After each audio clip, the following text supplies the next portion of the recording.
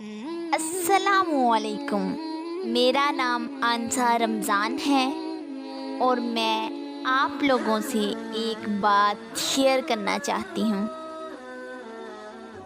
अल्लाह को अपना दोस्त बनाओ। वो ऐसी ज़ात है जिससे अगर मांगोगे तो वो खुश होगा, अगर नहीं मांगोगे तो वो नाराज़ होगा। दुनिया ऐसी है कि मांगने से नाराज़ होती है और मेरा अल्लाह मांगने से खुश होता है।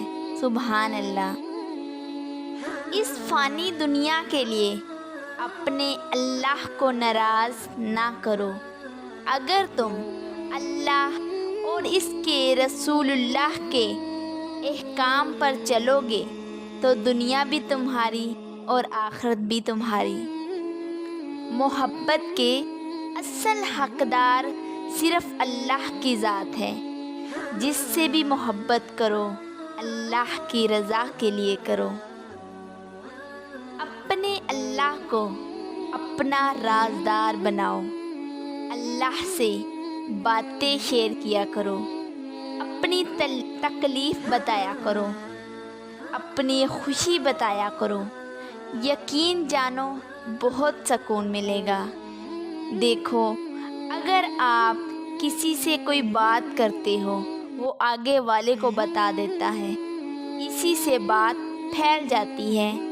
अगर आप वही बात अपने अल्लाह को बताओगे, उसी से मदद मांगोगे तो अल्लाह ताला तुम्हारी प्रॉब्लम्स को भी सॉल्व करेगा और राज भी रखेगा। आई नो कि एक दोस्त ऐसा होना चाहिए दुनिया में जो तुम्हारी प्रॉब्लम्स को सुने, तुम्हारी तकलीफ़ को महसूस करे।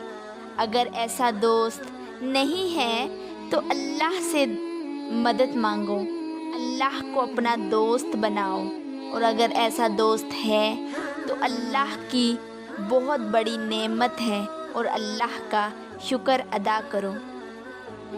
बट अपना राज इसको बताओ जिसका तुम्हारे पास राज हो। सबसे बड़ा जो दोस्त है वो अल्लाह है।